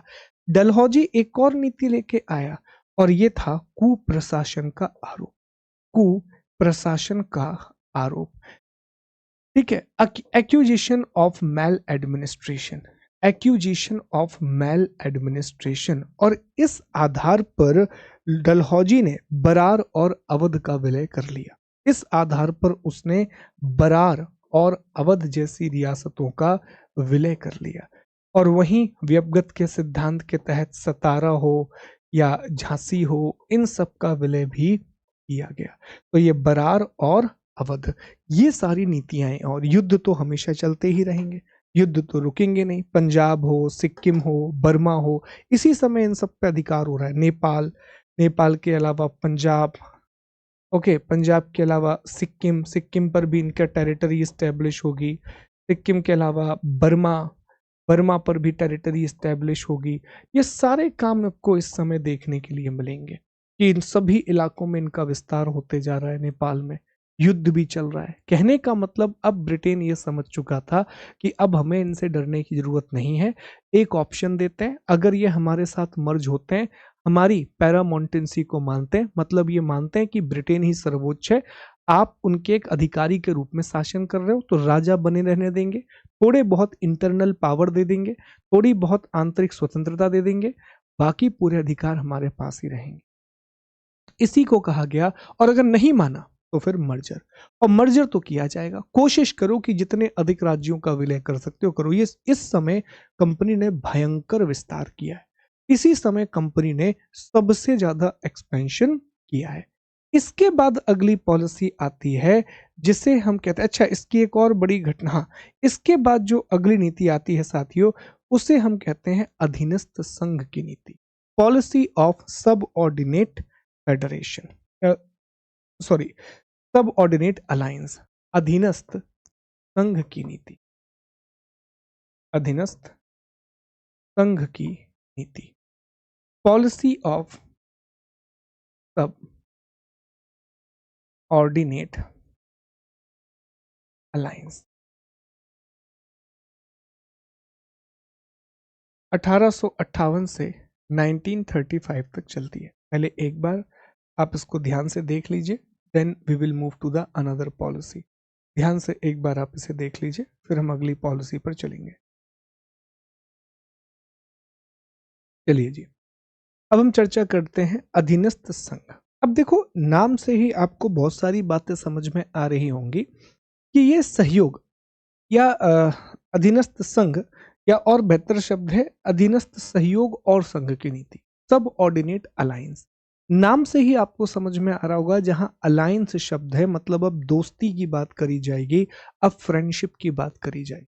यार चलो दोस्ती बनाने की कोशिश करते हैं, फ्रेंडशिप बनाने की कोशिश करते हैं।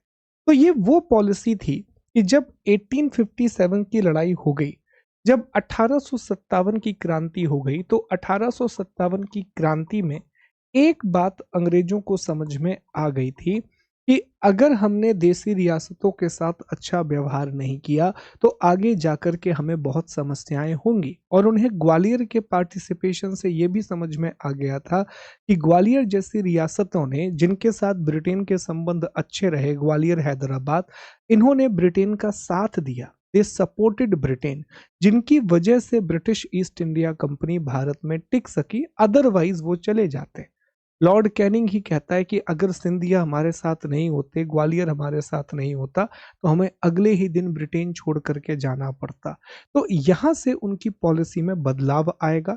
उन्होंने कहा कि ये जो देसी रियासतें हैं, इन्हें सहयोगी बनाओ, इन्हें अपना अलायंस बनाओ। तो अब इसके तहत दोबारा से नरम रवैया अपनाया जाएगा, दोबारा से बहुत ही नरम रवैया अपनाया जाएगा। जैसे बहुत सी देसी रियासतों के अधिकार उन्हें वापस कर दिए जाएंगे, चाहे वो बघाट, जैसे बघाट की रियासत है, तो और भी रियासतें थी, मैं आपको बस एक एग्जांपल दे रहा हूं, जैसे बघाट है, तो इन सभी को रीस्टोर किया जाएगा, इन सभी को रीस्टोर किया जाएगा। यहाँ दोबारा राजाओं को शासन दे दिया जाएगा कि ठीक है, आप शासन कीजिए।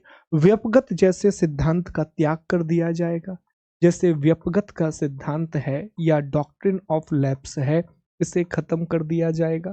कहेंगे कि आप अधिकार बनाए रखो, लेकिन जो चीजें नहीं बदली वो ये थी कि अभी भी ब्रिटिश सर्वोच्चता का सिद्धांत कायम रहेगा, अभी भी ब्रिटिश पैरा मोंटेंसी का प्रिंसिपल कायम रहेगा। और अगर किसी भी रियासत में कुप्रशासन दिखाई दिया, अगर किसी भी रियासत में मेल एडमिनिस्ट्रेशन दिखाई दिया, तो वहां के राजा को हटाया भी जा सकता है, वहां के किंग को रिमूव भी किया जा सकता है। लेकिन इनका इस्तेमाल ज्यादा नहीं किया गया, क्योंकि उनका कोर ऑब्जेक्टिव था कि देसी रियासतों को अपना दोस्त बना करके रखो, प्रिंसली स्टेट को अपना दोस्त बना करके रखो। इसी बीच में सर्वोच्चता के क्रम में कुछ और डिसीजंस लिए जाते हैं, कुछ और बड़े निर्णय लिए जाते हैं प्यारे दोस्तों। जैसे जॉन लॉरेंस, एक और व्यक्ति इसमें है, इसका नाम लेना जरूरी है। सर्वोच्चता के तहत जॉन लॉरेंस करके एक व्यक्ति आएगा और एक नई पॉलिसी लेकर के आए जॉन लॉरेंस, जिसे कहा जाता है महान आकर्मण्यता की नीति, या उस नीति को कहा जाता है policy of masterly inactivity. John Lawrence जो पॉलिसी लेकर के आए उसे महान आकर्मण्यता की नीति या पॉलिसी ऑफ मास्टरली इनएक्टिविटी कहा जाता है। ठीक है, जॉन लॉरेंस बहुत इंपॉर्टेंट है, ध्यान दीजिएगा इस पॉलिसी पर, यह सवाल पूछा जाता है।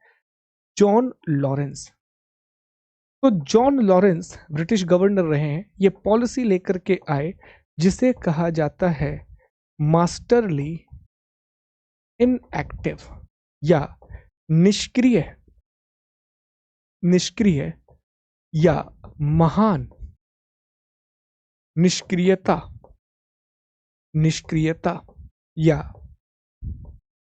आकर्मण्यता की नीति, पॉलिसी ऑफ मास्टरली इनएक्टिविटी। और ये अफगानिस्तान के प्रति मुख्य रूप से अपनाई गई थी, ये पॉलिसी मुख्य रूप से अफगानिस्तान के प्रति अपनाई गई थी, ये सवाल पूछा जाता है। पॉलिसी बड़ी सिंपल थी, मास्टरली इनएक्टिविटी। मास्टरली इनएक्टिविटी मतलब ये था I can do but I am not doing. होता है ना कई बार कि यार मेरे पास पावर तो है, मैं कुछ भी कर सकता हूं, पर मैं कुछ कर नहीं रहा हूं। ये थी मास्टरली इनएक्टिविटी। देखो, अफगानिस्तान कभी भी इन्वॉल्व होने नहीं चाहता था ब्रिटेन, ब्रिटेन को जबरन अफगानिस्तान में इन्वॉल्व होना पड़ा, क्योंकि रशिया बहुत तेजी से अपना एक्सपेंशन कर रहा था। और अगर आप वर्ल्ड मैप में ध्यान से देखो, अगर आप विश्व मानचित्र को ध्यान से देखोगे, तो रशिया बहुत तेजी से आगे बढ़ रहा था, रशिया वॉज एक्सपेंडिंग ड्रास्टिकली। अब इन्हें डर ये था, इन्हें ये डर ये था कि भाई साहब जिस गति से रूस आगे बढ़ रहा है ना, जिस पॉलिसी से रशिया आगे बढ़ रहा है, सब उनके कब्जे में आ चुके थे। अब उन्हें डर था कि यार अगर अफगानिस्तान भी इनके कब्जे में आ गया तो कभी भी, अब पाकिस्तान अभी दिख रहा है ये भारत ही है उस समय, हाँ, पूरा, तो ये कभी भी भारत पे अटैक कर सकता। तो अफगानिस्तान को अब इन्होंने एक बफर स्टेट बनाना चाहा। जॉन लॉरेंस वांटेड कि अफगानिस्तान एक बफर स्टेट बना रहे, जहां एक तरफ रशिया रहे, एक तरफ रशियन फेडरेशन रहे, ठीक है जी, एक तरफ रशियन फेडरेशन रहे, एक तरफ भारत, और बीच में ये अफगानिस्तान जो है ना, ये बफर स्टेट की तरह काम करे। तो जॉन लॉरेंस ने इसके प्रति पॉलिसी ऑफ मास्टरली इनएक्टिविटी अपनाई। उसने अफगानिस्तान के अमीरों से अच्छे संबंध बनाए, उनके आंतरिक मामलों में हस्तक्षेप नहीं किया, पर उनकी सुरक्षा करता रहा कि कुछ होगा तो फिर हम पार्टिसिपेट करेंगे। ठीक है, तो अफगान वॉर में इन्वॉल्व ही इसलिए हुआ था। अफगान वॉर में इन्वॉल्व होना नहीं था क्योंकि यहां से रशिया का खतरा है, और रशिया अगर इंडिया में आ जाता तो फिर पूरी की पूरी स्टोरी बदल जाती, पूरी की पूरी कहानी बदल जाती। ठीक है, इसलिए वो इन्वॉल्व हुआ था। तो ये याद रखने वाली बात है कि जो जॉन लॉरेंस हैं, इन्होंने जो नीति अपनाई थी उसे मास्टरली इनएक्टिविटी की पॉलिसी कहा जाता है, या पॉलिसी ऑफ मास्टरली इनएक्टिविटी। ठीक, अब हम आगे बढ़ते हैं, अगले हिस्से पर आते हैं कि और क्या हुआ इस समय। तो इस समय एक और बड़ा काम ये होता है प्यारे दोस्तों, समझने का प्रयास करेंगे कि 1876 में, 1876 में रॉयल टाइटल एक्ट पारित होता है, और इसी एक्ट के तहत 1877 में, 1877 में लिटन, जो कि उस समय भारत का वायसराय था, लिटन ने महारानी विक्टोरिया को, महारानी विक्टोरिया को भारत की साम्राज्ञी घोषित किया, एम्प्रेस ऑफ इंडिया, और केसर ए हिंद की उपाधि दी, केसर ए हिंद का टाइटल दिया। इसके अलावा दिल्ली दरबार का आयोजन भी किया गया, 3 दिल्ली दरबार लगाए गए हैं, तो दिल्ली दरबार का भी आयोजन किया गया। 3 बार दिल्ली दरबार लगाया गया, जिसमें से 1877 में लिटन ने यह दिल्ली दरबार लगाया था, 1803 में कर्जन, और 1811 के आसपास जो है वो हार्डिंग सेकंड ने लगाया था। ठीक है, 3 बार दिल्ली दरबार, मतलब एक बहुत बड़ा सेलिब्रेशन होता था। 1903 में लॉर्ड कर्जन ने दिल्ली दरबार लगाया था, और इसी तरीके से 1911 में लॉर्ड हार्डिंग सेकंड ने दिल्ली दरबार लगाया था। लॉर्ड हार्डिंग सेकंड ने दिल्ली दरबार लगाया था। दिल्ली दरबार मतलब एक बहुत ही शाही कार्यक्रम होता था, जिसमें सभी रियासतों के राजाओं को आना अनिवार्य था, और ब्रिटेन के प्रति अपनी निष्ठा को प्रदर्शित करना होता था। ब्रिटेन को यह बताना पड़ता था कि ब्रिटेन जो है वो हाईएस्ट पावर है, या ब्रिटेन बहुत सर्वोच्च स्तर पर है, Britain is the highest power.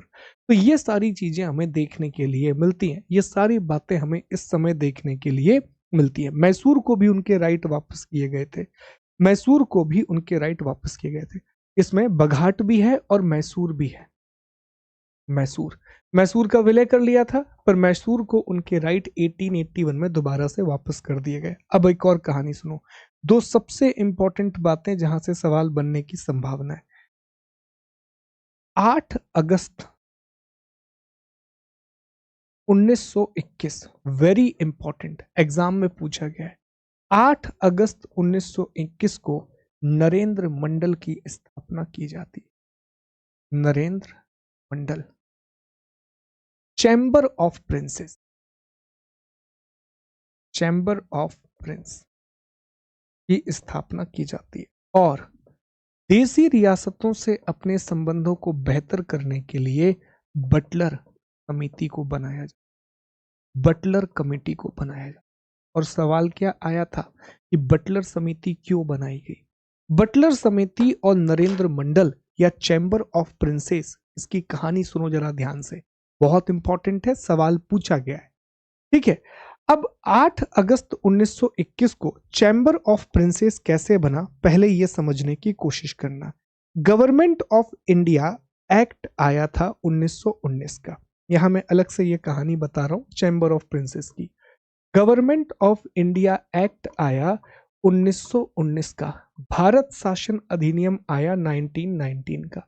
अब जो गवर्नमेंट ऑफ इंडिया एक्ट आया, इसी में एक प्रोविजन था जिसके तहत 1920 में ब्रिटेन के राजा ब्रिटेन के राजा जॉर्ज पंचम ब्रिटेन के राजा जॉर्ज पंचम ने ये घोषणा की कि हम देसी रियासतों से अपने संबंध बेहतर बनाने के लिए, प्रिंसली स्टेट से अपने रिलेशन इंप्रूव करने के लिए एक काउंसिल बना रहे हैं जिसका नाम होगा चैम्बर ऑफ प्रिंसेस, जिसमें राजकुमार प्रतिनिधित्व करेंगे। देसी रियासतों के राजकुमार जिसमें प्रतिनिधि बन के आएंगे, ये घोषणा की गई है। It was announcement. अब राजा ने अनाउंसमेंट किया है तो पूरा तो करना पड़ेगा। तो 8 अगस्त 1921 को इसे बनाया जाता है और इसका जो उद्घाटन है, इनॉग्रेशन है, वो राजकुमार आर्थर के द्वारा किया गया था, जिन्हें ड्यूक ऑफ कनॉट के नाम से भी जाना जाता है। और इसके प्रथम चांसलर, इसका प्रमुख होता था चांसलर, तो इसके जो प्रथम चांसलर बने थे वो महाराजा बीकानेर के महाराजा गंगा सिंह। बीकानेर के महाराजा गंगा सिंह ये बीकानेर रियासत से आते थे। ये सारे सवाल पूछे गए, ये सारे क्वेश्चंस पूछे गए। याद रखना कि पहले प्रमुख कौन थे? गंगा सिंह बहादुर, बीकानेर के महाराजा गंगा सिंह बहादुर। फिर इसी में कहा गया कि यार हमें भारतीयों के साथ अपने संबंधों को और बेहतर करना होगा, तो रियासतों के साथ संबंधों को बेहतर बनाने के लिए कि कैसे ब्रिटेन और रियासतों के संबंध बेहतर हो सकते हैं, बटलर समिति को नियुक्त किया गया, बटलर कमेटी बनाई गई। और इसी बटलर समिति की सिफारिशों के आधार पर 1935 में जब गवर्नमेंट ऑफ इंडिया एक्ट आया तो समान संघ की नीति की घोषणा की गई, पॉलिसी ऑफ इक्वल फेडरेशन। इसी बटलर समिति की सिफारिशों के आधार पर समान संघ की नीति को घोषित किया गया, policy of equal federation declare किया। अब यही सवाल पूछे गए कि बटलर समिति क्यों बनाई गई थी, नरेंद्र मंडल की स्थापना कब हुई, नरेंद्र मंडल क्या था, इस तरह के सवाल पूछे गए। These types of question are asked। तो इसलिए मैं कह रहा हूं कि ये लेक्चर अगर ध्यान से आपने समझ लिया ना तो आगे की पूरी कहानी आपके दिमाग में क्लियर हो जाएंगी कि अच्छा हम क्या क्या पढ़ने वाले हैं, किन बातों का अध्ययन हम करने वाले। ठीक है, तो अधीनस्थ पृथक्करण की नीति भी हमने पढ़ ली, सारी बातें लिखी हैं। ये नरेंद्र मंडल है, इसमें राजकुमार आपको दिख रहे हैं। स्थापना 8 फरवरी 1921 को हुई, प्रिंस आर्थर ने इनॉग्रेट किया था। पहले चांसलर बीकानेर के महाराजा गंगा सिंह बहादुर थे। ओके, ये सब हमने पढ़ लिया। जॉन लॉरेंस ने महान अकर्मण्यता की नीति, पॉलिसी ऑफ मास्टरली इनएक्टिविटी या इफेक्टिव इनएक्टिविटी को अपनाया था। ये सब हमने पढ़ लिया जी। ठीक है, इसी तरीके से हम पढ़ेंगे, अभी ये कल की क्लास में डिस्कस करेंगे, लिटन ने पॉलिसी ऑफ प्राउड रिजर्व को अपनाया था। लिटन ने पॉलिसी ऑफ प्राउड रिजर्व को अपनाया था या गर्वित संरक्षण की नीति अपनाई थी, जिसके तहत लिटन तो एक अलग ही प्रकार का व्यक्ति था, क्या ही सोचता था वो। ठीक, तो लिटन ने तो कहा कि जो जो है सबको फिर खत्म ही करते हैं, एक्टिवली पार्टिसिपेट करते हैं। और लिटन ने अफगानिस्तान के जो वॉर में ना एक्टिव पार्टिसिपेशन किया था, जिसे प्राउड रिजर्व की पॉलिसी कहा गया, प्राउड रिजर्व की पॉलिसी कहा गया था साथियों। ठीक है, रशिया को रोकने के लिए उसने अलग पॉलिसी। अब देखो याद रखना, अफगानिस्तान वॉर जब हम पढ़ेंगे ना तो वो पूरी तरीके से रशिया से जुड़ा हुआ है, जिसे उस समय ग्रेट गेम बोला जाता था कि रूस बहुत तेजी से मध्य एशिया में अपना विस्तार कर रहा था, रशिया बहुत तेजी से सेंट्रल एशिया में अपना एक्सपेंशन कर रहा था। तो पहले इस एक्सपेंशन को रोकने के लिए जॉन लॉरेंस ने मास्टरली इनएक्टिविटी, निष्क्रिय अकर्मण्यता की नीति अपनाई। लेकिन लिटन ने, जब सेकंड अफगान वॉर हुआ उस समय लिटन था, तो लिटन ने प्राउड रिजर्व की पॉलिसी को अपनाया, जिसके तहत उसने एक्टिव पार्टिसिपेशन किया कि हम युद्ध में कूदेंगे और हम रशिया को यहां रोकने की कोशिश करेंगे। ठीक है जी, तो ये दो अलग अलग पॉलिसीज आती हैं। यार छोटी छोटी बातें, पर जब सवाल आते हैं ना तो हमें लगता है कि ये सवाल कहां से पूछ लिया, ये क्वेश्चन कहां से निकल करके आ गया, तो वो यहां से आ जाते हैं। चलो एक बात और पढ़ लेते हैं, आखिरी नीति समान संघ की नीति। तो बटलर समिति की सिफारिशों के आधार पर ब्रिटिश सरकार ने भारतीय राजाओं को अपने पक्ष में बनाए रखने का प्रयास किया। भारतीय राजाओं को गोलमेज सम्मेलन में भी आमंत्रित किया गया था। 1935 के अधिनियम में यह सुनिश्चित किया गया कि अखिल भारतीय संघ में ऑल इंडिया फेडरेशन बनाई गई थी 1935 के गवर्नमेंट ऑफ इंडिया एक्ट के द्वारा। आगे जाकर के पढ़ेंगे, राजाओं का सम्मिलित होना उनकी इच्छा पर निर्भर करेगा, मतलब वो रियासतें उसमें शामिल हो सकती हैं। भारत की संघ विधायिका में 375 स्थानों में से 125 स्थान और उच्च सदन में 260 स्थानों में से 104 देसी रियासतों के लिए रखे जाएंगे। देखो, विधायिका का प्रस्ताव दिया गया था, लोकसभा और राज्यसभा बनाई गई थी, सिंपल मैनर में समझ लो। तो उसमें कहा गया कि लोकसभा में आउट ऑफ 375 125 प्रिंसली स्टेट के लिए रिजर्व किए जाएंगे और राज्यसभा में 260 में से 104 जो है वो प्रिंसली स्टेट के लिए रिजर्व किए जाएंगे। इसी को समान संघ की नीति कहा गया कि संघ में भी उन्हें समानता का दर्जा दिया जाएगा, फेडरेशन में भी उन्हें इक्वल प्रोटेक्शन दिया जाएगा। और ये वो पॉलिसी है जो हमने अभी डिस्कस की कि मास्टरली इन एक्टिविटी, ये लॉर्ड लॉरेंस लेकर के आए थे। इसमें नॉन इंटरफेरेंस था, पीसफुल, कि हमें अफगानिस्तान में इंटरफेयर नहीं करना है, बस उसकी रक्षा करनी है।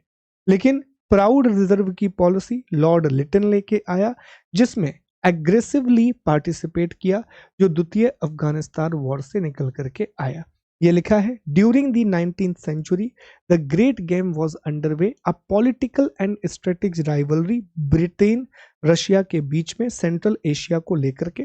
Russia was expanding southward towards Afghanistan. The British feared a possible invasion of India through the Afghan region, that's why they participated in the Afghanistan. वही कहानी जो मैंने आपको बताई कि ब्रिटेन को डर था कि कहीं रूस अफगानिस्तान के रास्ते होते हुए भारत तक ना पहुंच जाए। तो आज की क्लास में प्यारे दोस्तों, हमने इन सभी नीतियों का अध्ययन कर लिया। हमने ये भी देख लिया कि कैसे ब्रिटिश ईस्ट इंडिया कंपनी ने भारत पर शासन किया, कैसे ब्रिटिश ईस्ट इंडिया कंपनी ने रूल किया। कल की क्लास में हम सहायक संधि व्यवस्था, सब्सिडरी अलायंस के साथ साथ चर्चा करेंगे हम व्यपगत के सिद्धांत की, डॉक्ट्रिन ऑफ लैप्स की, और साथ ही साथ कैसे ब्रिटिश ईस्ट इंडिया कंपनी ने विदेशों में अपना विस्तार किया, फॉरेन में अपना एक्सपेंशन किया, इस बारे में। उम्मीद है कि ये क्लास आपको समझ में आई होगी। थोड़े से अलग टॉपिक हैं, मैं नहीं चाहता कि कोई भी टॉपिक हम स्किप करें, इसलिए हम सारे टॉपिक पढ़ रहे हैं। तो इन टॉपिक्स को भी पढ़ना, यहाँ से तथ्य भी बहुत सारे बने हैं। क्विज हमेशा की तरह आपको दी गई है, क्विज अटेम्प्ट करना और बताइएगा कि लेक्चर कैसा लगा। ख्याल रखिए अपना, खुश रहिए, पढ़िए, मेहनत कीजिए, लेक्चर देखिए। मैं पूरी ईमानदारी से, जितना मुझसे बन पड़ रहा है साथियों, मैं पूरी मेहनत कर रहा हूँ कि बहुत अच्छे नोट्स आपको मिले, बहुत अच्छे क्विजेज आपको मिले। कोशिश कर रहा हूँ कि यार बार बार रिकॉर्ड करता हूँ मैं क्लास, जब तक मुझे नहीं लगता है कि यार ये अच्छी क्लास है। हर क्लास को ना मुझे रिकॉर्ड करने में ज़्यादा समय लग जाता है, अगेन क्योंकि टेक्स ले लेता हूँ कि यार हाँ नहीं अच्छा आया तो फिर से रिकॉर्ड करते हैं। मैं से जितना हो पा रहा है, अगेन मैं ये नहीं कह रहा कि बहुत अच्छा कर रहा हूँ, पर जितना हो पा रहा है उतना करने की कोशिश कर रहा हूँ। मैं चाहता हूँ कि आप भी अपनी मेहनत पूरी तरीके से करें और बहुत अच्छा करें अपने एग्ज़ाम में। यही मेरी इच्छा है, यही मेरी प्रार्थना है आप सभी के लिए। ख्याल रखिए अपना, खुश रहिए। जय हिंद, जय भारत।